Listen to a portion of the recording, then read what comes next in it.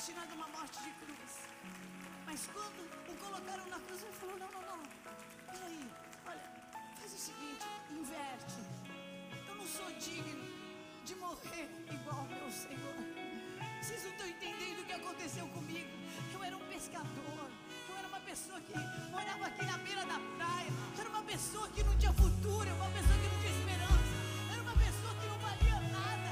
Ele me salvou inclusive do poder dessa morte, do poder dessa dor, do poder dessa tortura. Eu sou salvo, por favor, invertam essa cruz. Vocês não sabem, mas Ele me salvou. Eu sou livre.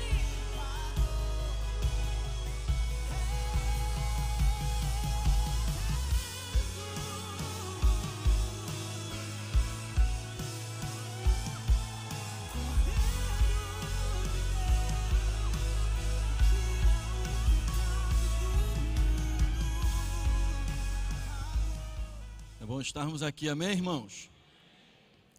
Graças a Deus por estarmos reunidos na casa do Senhor. Os que trouxeram a Bíblia, abra no livro de Lucas, no capítulo de número 23, do verso 33 ao 43. Lucas, capítulo 23, de 33 a 43. Achamos? Importante você achar, para que a gente possa fazer uma leitura e entender o texto. Diz assim: e quando chegaram ao lugar chamado a Caveira, ali o crucificaram, e aos malfeitores, um à direita e o outro à sua esquerda. E Jesus dizia: Pai, perdoa, porque não sabem o que fazem. Repartindo as suas vestes, lançaram sorte. Versículo 35. E o povo estava olhando, e também os principais príncipes zombavam dele, dizendo aos outros: salva-se a si mesmo, se é este o Cristo, o escolhido de Deus. E também os soldados escarneciam dele, chegando-se a ele, apresentando-lhe vinagre, e dizendo: se tu és o rei dos judeus, salva-te a ti mesmo. E também por cima dele estava um título escrito em letras gregas, romanas e hebraicas: este é o rei dos judeus. E um dos malfeitores estava pendurado, blasfemava dele, dizendo: se tu és o Cristo, salva-te a ti mesmo e a nós. Respondendo, porém, o outro repreendia-o, dizendo: tu nem ainda temes a Deus, estando na mesma condenação? E nós, na verdade, com justiça, porque recebemos o que os nossos feitos mereciam, mas este nenhum mal fez. E disse a Jesus: Senhor, lembra-te de mim quando entrares no teu reino. E disse-lhe Jesus: em verdade te digo que hoje estarás comigo no paraíso. E eram já quase a hora sexta, e houve trevas em toda a terra até a hora nona. Oremos. Deus e Pai, obrigado, Senhor, por estarmos reunidos aqui na sua casa nessa noite, mais uma vez, para estudarmos a Tua palavra. Fala ao nosso coração, que nós possamos estar com os nossos ouvidos prontos, abertos, para ouvir a Tua voz. Ensina-nos, Pai, é o que nós te pedimos no nome de Jesus, e que o povo do Senhor diga amém. Esse é um texto que muda a história da humanidade. Esse texto fala de um dos 3 maiores acontecimentos da história. A história foi mudada, foi marcada. A história ela começa a ser mudada completamente na terra, no que diz respeito a pessoas, no que diz respeito a vidas. Romanos, no capítulo 3, verso 23, diz que todos pecaram, destituídos estão da glória de Deus. E esse acontecimento aqui, ele marca, porque nós estamos aqui por causa de Jesus. Nós estamos louvando e engrandecendo e vamos participar da ceia daqui a pouco por causa do Senhor. O primeiro grande acontecimento foi o seu nascimento. Ele precisava nascer. O segundo grande acontecimento foi a crucificação, porque ele precisava ser crucificado pelo meu e pelo seu pecado. E o terceiro grande acontecimento foi a sua ressurreição. Mas preste atenção que a crucificação não é apenas a morte na cruz, porque outros morreram também na cruz. Outros também passaram pela cruz, mas quem estava morrendo, quem estava sendo crucificado, era o dono, o criador do universo. Todos estavam morrendo, todos passaram pela cruz, mas aquele que estava pendurado naquele madeiro não tinha nenhum pecado. Nesta cruz havia 2 homens. E nós precisamos entender que a cruz, depois da cruz, a história muda. Os homens mudam. Tem um homem à sua direita e um homem à sua esquerda. E Jesus está no centro, e um à sua direita e outro à sua esquerda, nos ensinando o poder e o valor da escolha. Jesus estava ali um momento sem igual. Aqueles homens estavam vendo Jesus face a face. E eles poderiam escolher salvação ou perdição. Eles poderiam escolher vida ou morte. Esses 2 homens tinham diante deles uma grande decisão. Eles receberam a mesma sentença, mas escolheram direções diferentes. Eles estavam cumprindo algo que eles fizeram e por isso iriam morrer. Mas os 2 homens, todos os 2, tiveram a mesma chance. Aqueles homens estavam diante daquele que poderia totalmente dar um novo curso, não à vida terrena.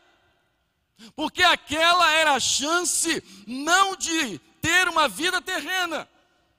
Aquela era a chance não de viver mais algum tempo na terra. Essa vida efêmera, essa vida passageira que eu e você temos.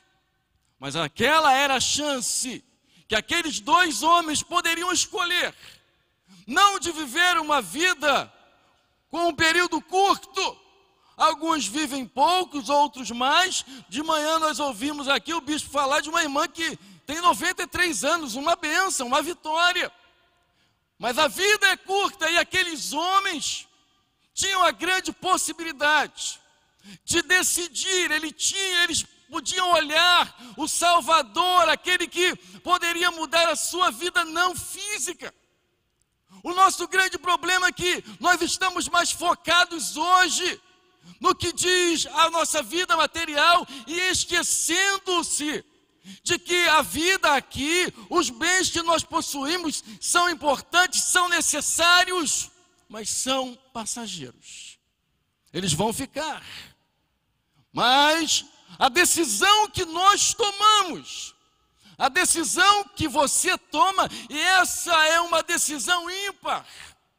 Porque você não pode salvar o seu marido, você não pode salvar a sua esposa, você não pode salvar os seus filhos.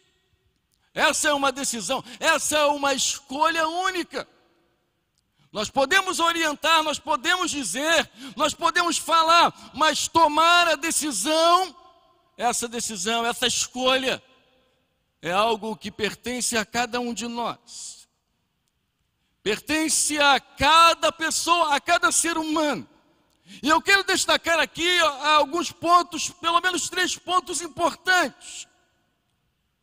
Quando Jesus está naquela cruz, as pessoas que passavam por aquele lugar começavam a dizer: salva-te a ti mesmo. A primeira lição que eu extraio desse texto é que a voz do povo não é a voz de Deus. E eu vou reafirmar isso quando Moisés vai ao monte, e enquanto Moisés está lá no monte, o povo fala para Arão: vamos fazer um bezerro de ouro. Aquela voz, a voz daquelas pessoas que estavam vendo a única chance, a única oportunidade. A voz daquelas pessoas não era a voz de Deus. Jesus era a chance, a oportunidade que aqueles homens tinham. O segundo ponto que eu quero destacar é que os religiosos não conheciam Deus. Algumas versões dizem que as autoridades zombaram, outros dizem que os judeus, que os fariseus, as autoridades não sabiam quem era aquele que estava morrendo, dando a sua vida. Porque não mataram Jesus, ele doou a sua vida por mim e por você. Nós estamos aqui hoje, nessa noite, e nós podemos nos lembrar da sua morte e também da sua ressurreição, porque um dia ele se deu, ele se entregou, ele se doou por mim e por você. E mais do que isso, esta doação não foi apenas para que nós vivamos algum período da nossa vida, mas esta doação que ele fez para mim e para você, é para que nós possamos viver para sempre com ele. Uma eternidade com ele. Terceiro ponto que eu quero destacar é que um ladrão foi quase salvo. Eu não sei se você, na sua caminhada da vida, na sua correria, você vai ao ponto do ônibus e quando você chega para pegar o ônibus passa, você quase que eu pego, quase que eu consigo pegar o ônibus.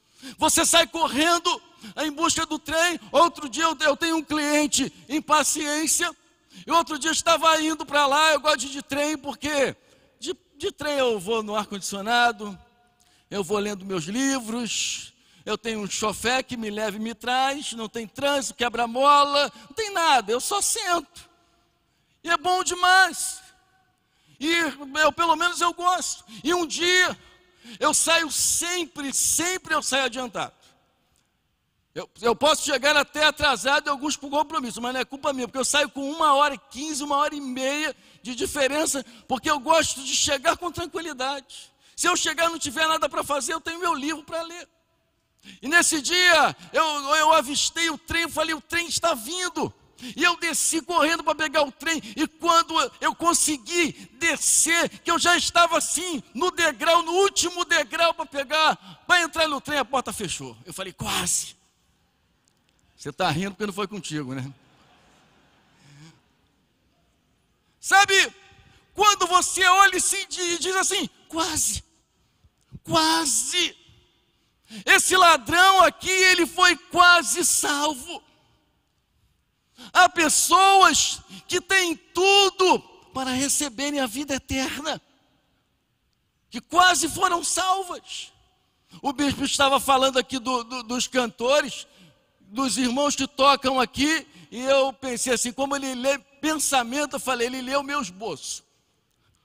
Porque eu coloquei aqui de um homem, pelo menos um, tem muitos outros, mas pelo menos um homem que todos nós conhecemos, foi o Elvis Presley.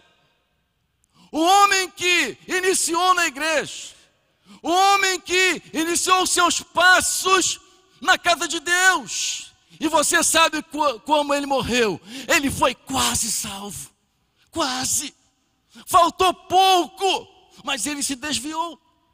Quando eu olhei para esse homem da cruz, esse texto, eu fiquei imaginando, aquele homem foi quase salvo. Quase, faltou pouco. Ele tinha tudo para receber a salvação, mas alguma coisa o impedia. Eu destaquei algumas coisas. Por exemplo, havia uma dúvida no coração dele. Ele tinha dúvida: se tu és o Cristo, desça, salva-te a ti e a nós. Era uma dúvida que ele tinha no coração.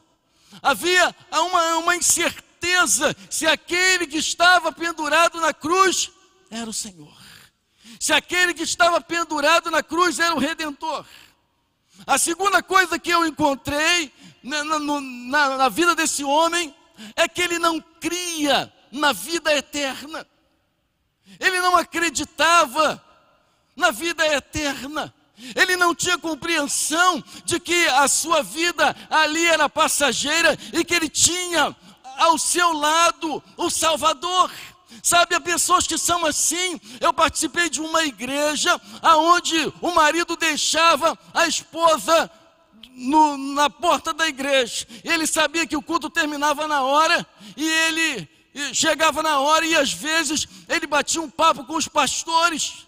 Ele era amigo dos pastores, mas o pastor não pode salvar ninguém. O pastor só orienta o caminho da salvação. E eu olhava para aquele homem, a sua mulher na igreja, a sua mulher servindo, a sua mulher adorando a Deus, ele conhecendo a vontade de Deus. E eu imaginei, esse homem um dia vai morrer, ele foi quase salvo. Dentro da sua casa, ouvindo a palavra de Deus, conhecendo pessoas, pastores, que poderiam orientar o seu caminho, o caminho da vida. Terceira coisa que eu encontro no coração desse homem, que foi quase salvo, esse homem que não abriu mão da sua vida, foi que ele tinha um coração duro. O coração dele não se abriu para que ele pudesse perceber que estava diante dele a mudança da sua vida. Ele não percebeu, e muitas vezes o nosso coração é como uma terra assim batida, sabe? A gente vai sofrendo, e você já passou num caminho batido, a semente cai nesse caminho, ela não germina, por quê? Porque está dura. O coração desse homem estava duro, e eu quero dizer a você nessa noite, preste bem atenção nisso. O assunto mais importante da vida dos homens é a salvação. A salvação precisa estar na sua agenda. A salvação precisa estar dentro da sua vontade de escolher. Qual é o assunto mais importante da minha vida hoje? É a salvação. A salvação é algo que nos abraça, é algo que nós precisamos abrir a nossa vida e o nosso coração.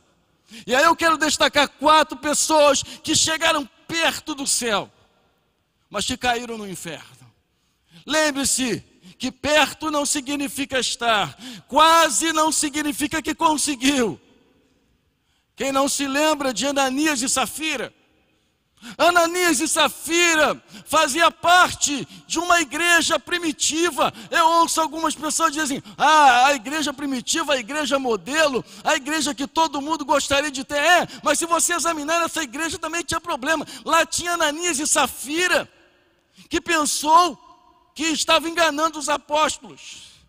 E assim como o bispo, Pedro também lia pensamentos.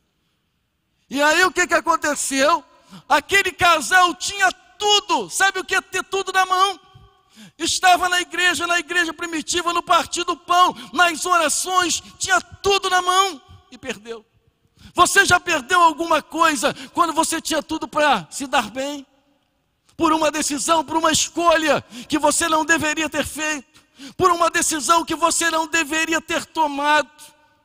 Ananias e Safira estavam no melhor lugar, mas eles estavam na igreja, mas a igreja não estava dentro deles. Você entende? Às vezes nós estamos na igreja, mas a igreja não está dentro de nós. Às vezes nós estamos lendo a Bíblia, mas a Bíblia não está entrando dentro de nós.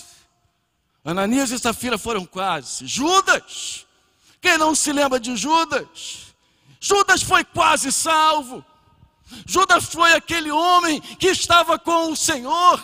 Ele viu Jesus fazer milagres. Judas viu Jesus operar grandes, extraordinários milagres. Mas o coração de Judas não estava naquilo que era primordial estar, que era ter uma vida modulada, moldada, pincelada por Jesus. Judas se enforcou. Judas foi quase salvo. Imagine você, se nós, diante de um culto, nós levantamos as nossas mãos, nós louvamos a Deus, nós sentimos a presença de Deus, a presença do Senhor sobre nós. Imagina Judas ao lado do Salvador, vendo Jesus curar. Nós lemos os textos, os milagres que Jesus efetuava, e a gente fica dizendo assim, que coisa maravilhosa, quando Jesus estava no barco, enfim, quando Jesus operava sinais. Judas foi quase salvo. Quem não se lembra do jovem rico, um rapaz que mostrou ao Senhor que conhecia todos os mandamentos, e ele diz: olha, Senhor, eu conheço os mandamentos, olha, desde a minha juventude, eu conheço todos, e ele cita todos os mandamentos, garoto bom, sabia decorar. E aí Jesus chega para ele, porque Jesus conhece o coração. Jesus faz esta pergunta a ele, diz isso a ele, porque Jesus sabia o coração, e Jesus queria ensinar a nós aonde está o nosso coração, porque aonde estiver o seu coração, diz a Bíblia, está o seu tesouro. Jesus chega para ele e diz: olha, você faz o seguinte, você vai, vende tudo que tem, dá aos pobres, e terás um tesouro no céu. E a Bíblia diz que aquele jovem, aquele rapaz, ele foi embora muito triste, porque ele era dono de muitas propriedades. Ora, o tempo se passou, com certeza ele morreu, e as propriedades também ficaram. E a sua vida, para onde foi? Pessoas que foram quase salvas. Mas quando eu olho o outro ladrão tem uma atitude diferente. O outro ladrão tem uma postura diferente. Eu extraí pelo menos 3 atitudes desse outro ladrão. Primeiro, ele reconhece o seu pecado. Aquele homem olha para Jesus e fala para aquele amigo que está ao lado: olha, nós merecemos, mas esse não. Sabe, irmãos, se não fosse a graça, a misericórdia do Senhor, nós não estaríamos aqui louvando e engrandecendo o nome dEle. É tudo graça. Quando a gente vê alguém pregando e alguém abençoando a nossa vida, a gente fala assim: puxa, fulano é uma bênção, prega muito. Ah, se não for o Espírito Santo, irmãos, ninguém que sobe aqui tem valor algum. É o Espírito Santo que usa, porque o vaso é dele, a obra dele, é tudo dele. Aquele rapaz, aquele homem que estava do lado, ele tem uma atitude diferente. Ele escolhe a vida, ele escolhe perceber que era pecador. Sabe, esta palavra de salvação nós precisamos fazer ecoar no coração das pessoas, porque há muita gente indo para o inferno e não há volta, irmãos, não há volta, não há como retornar, não existe reencarnação. Hebreus 9:27, cabe ao homem morrer uma só vez e logo depois disso vem o juízo. Salvação é algo importante, e aquele homem abraçou a sua oportunidade. A oportunidade que estava ao seu lado, a oportunidade que ele tinha, e aquela oportunidade tinha tempo, porque não se sabia a hora que ele ia morrer ou que Jesus ia morrer. Há muita gente protelando, deixa para amanhã. Você não tem o controle da sua vida, você não dirige a sua vida, você nem sabe quanto tempo você vai viver, você nem sabe quanto tempo você vai durar. Mas uma coisa você precisa saber: o tempo é hoje, o tempo é agora, para que você seja de Deus, para que você se santifique para Deus, para que você seja achado por Deus como um servo bom e fiel. A segunda coisa que eu encontro nesse homem é que ele percebe que Jesus era um homem justo. Por isso, esse texto é mais do que uma história. Esse texto precisa ser olhado por nós com uma importância e um valor maior. Porque aquele homem, ele percebeu que aquele que estava ali do lado dele era justo. Ele era injusto, mas aquele que estava ali do lado dele era justo, ele injusto. Quando nós olhamos para a ceia, nós vemos, quando a gente olhamos, nós dizemos, eu não posso participar desse momento. Mas quando nós olhamos para Cristo, nós participamos por causa dele. O justo morreu pelo injusto. Terceira coisa que eu encontro nesse homem é que ele reconheceu que Jesus não era mais um homem como seu amigo morrendo no madeiro. Ele reconheceu que Jesus era Deus. Jesus não era apenas mais um profeta, mas Jesus era Deus encarnado, levando a salvação àquele homem. Irmãos, quando a gente olha a vida desses homens, nós percebemos a importância de tomarmos decisões certas, de tomarmos decisões acertadas. E Jesus, quando viu aquele homem falar pelo menos essas coisas, esse homem era um homem que reconheceu ser pecador, esse homem reconhece que Jesus é justo, esse homem reconhece que Jesus é Deus. Jesus responde para ele. Enquanto Jesus não responde nada para o outro que está ao seu lado, aquele que está zombando, dizendo, salva-te a ti e a nós também. Jesus responde para esse homem. E Jesus diz assim, hoje. Sabe o que significa hoje? Não é amanhã. Hoje é hoje. Sabe, se nós queremos uma vida de santidade, tem que ser hoje. Se nós queremos viver uma vida de oração, tem que ser hoje. Se nós queremos ser leitores da palavra de Deus, tem que ser hoje. Jesus chega para aquele homem e diz hoje. A segunda palavra que Jesus diz a esse homem é, estarás comigo. Sabe o que significa? Jesus estava dizendo, você terá comunhão comigo. E a ceia é dia de comunhão, renovação da minha e da sua aliança. Jesus chega para aquele homem e diz, olha hoje, estarás comigo. E ele diz mais, estarás comigo no paraíso. Jesus conforta aquele homem. Por quê? Porque ele decidiu acertadamente. Ele tomou a decisão correta.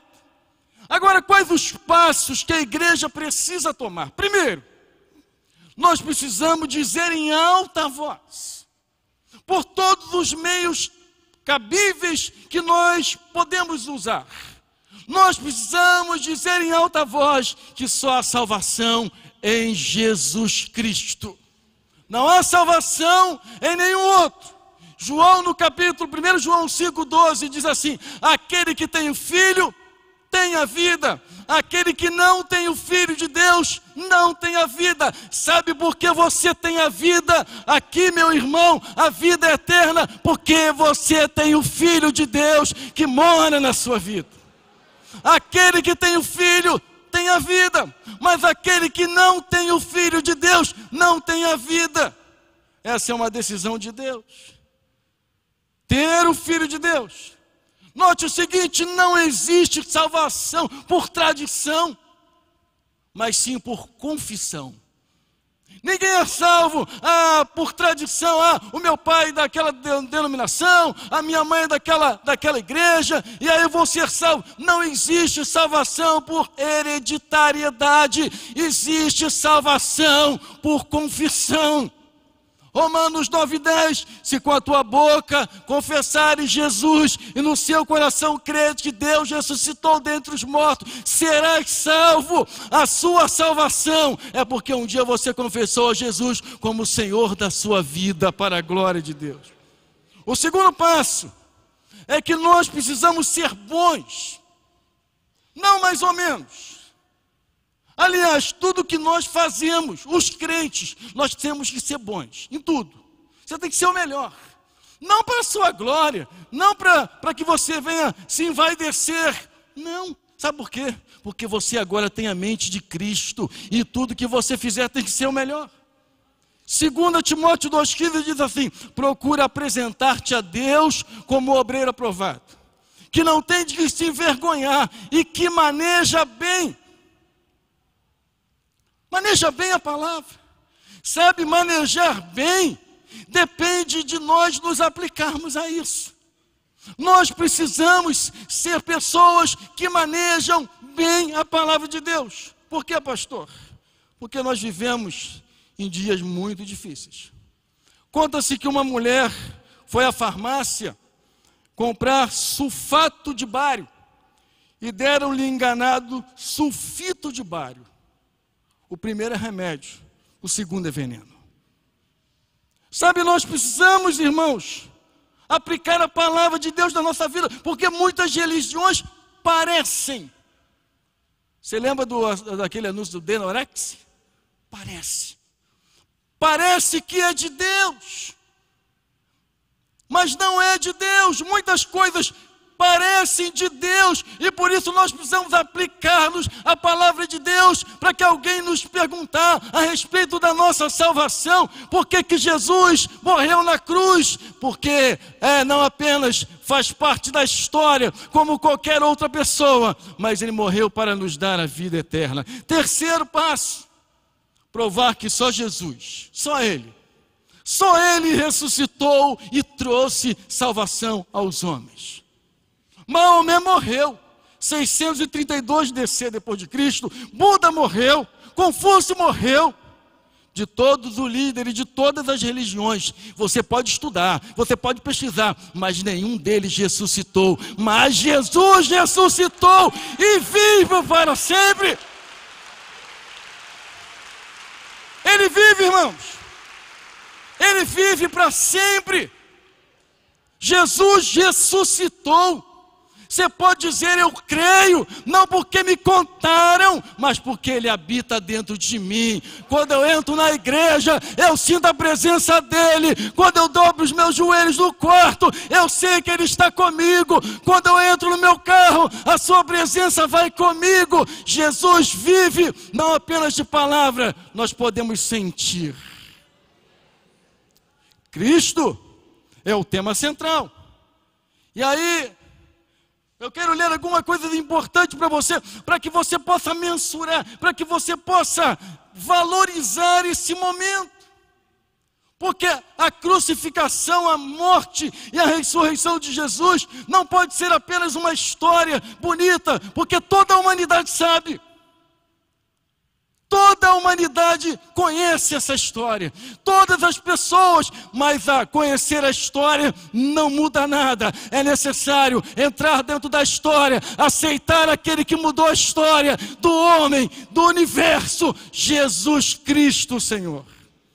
Sabe o que Jesus é? Em Gênesis Ele é a semente da mulher, em Êxodo Ele é o cordeiro pascual, em Levítico Ele é o sacrifício expiatório, em Números Ele é a rocha ferida, em Deuteronômio é o grande profeta de Deus, em Josué Ele é o príncipe do exército do Senhor, em Juízes é o nosso libertador, em Ruth Jesus é o nosso parente, em 1 Samuel é a nossa vitória, em 2 Samuel Jesus é o descendente de Davi, em 1 Reis Jesus é o doador da sabedoria, em 2 Reis, Jesus é o rei dos reis. Em 1 Crônicas, Jesus é o rei de Deus. Em 2 Crônicas, Jesus é o que faz aliança. Em Esdras, Jesus é o nosso auxílio, Senhor dos céus e da terra. Em Neemias, Jesus é o nosso ajudador. Em Esther, Jesus é o nosso Mardoqueu que sofreu. Em Jó, Jesus é o nosso redentor vivo. Em Salmos, Jesus é o guarda de Israel. Em Provérbios, é a sabedoria de Deus. Em Eclesiastes, Jesus é o alvo verdadeiro. Em Cantares, Ele é o amado. Em Isaías, é o profeta sofredor. Em Jeremias, Jesus é a nossa justiça. Em Lamentações, Jesus é o varão de Deus. Em Ezequiel, Jesus é o pregador mal recebido. Em Daniel, Jesus é o rei eterno. Em Oséias, é o que liga as feridas. Em Joel, é o que habita em Sião. Em Amós, é o teu Deus, ó Israel. Em Obadias, Jesus é o Senhor nosso Deus. Em Jonas, Ele é o profeta ressuscitado. Em Miqueias, Jesus é o nascido em Belém. Em Naum, Jesus é o que leva as boas novas. Em Abacuque, Jesus é o Senhor do seu Santo Templo. Em Sofonias, Jesus é o Senhor que está no meio de ti. Em Ageu, Jesus é o desejado de todas as nações. Em Zacarias, Jesus é o preço do Cordeiro. Em Malaquias, é o sol da justiça. Em Mateus, ele é o Rei e Messias.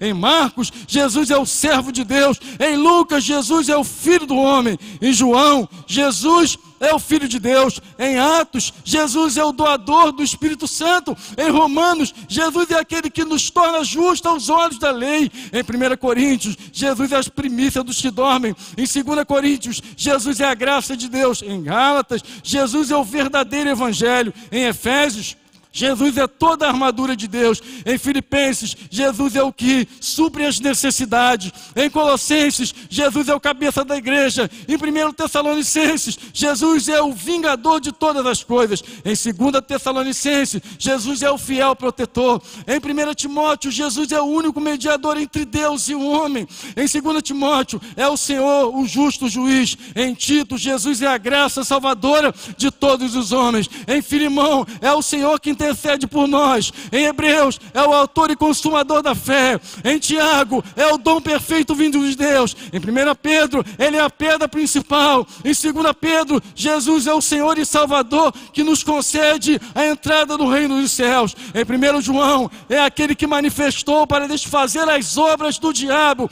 Em 2 João, Jesus é a fonte verdadeira da doutrina. Em 3 João, Jesus é o nome que garante a vitória. Em Judas, Jesus é o único soberano e Senhor. Em Apocalipse, é o Rei dos reis e Senhor dos senhores. Aleluia! É o nosso Deus. A Ele, só a Ele, só a Ele. Aleluia! Glória a Deus! Glória a Ele, só a Ele. Aleluia! É Ele! É Ele! É Ele! É Ele! Aleluia! É Ele o nosso Senhor! A Alfa e o Ômega, princípio e o fim, a brilhante estrela da manhã, o lírio dos vales. É Ele! Só Ele! Só Ele! Glória a Deus! Aleluia! Louve a Ele! Engrandeça a Ele! Aleluia!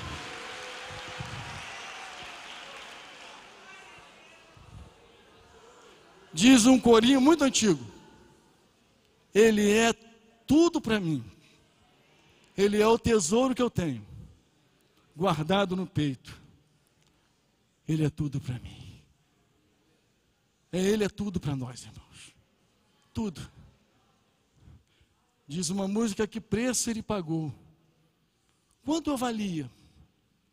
Nada. Mas Ele pagou o preço, para que eu pudesse viver aqui uma vida abundante e depois viver para sempre com Ele. Escolha Ele. Escolha se santificar para Ele.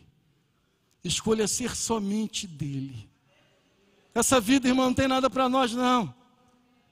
Desculpe a expressão aqui, mas isso é bobagem. Essa vida não tem nada para nós, não. Essa vida aqui só serve para a gente glorificar o Deus que nós servimos. Conquiste, lute, avance, vá para frente, mas não se prenda a essas coisas. Porque o que você deve se prender é a presença do Espírito Santo. Amém, bispo? Vamos participar da ceia.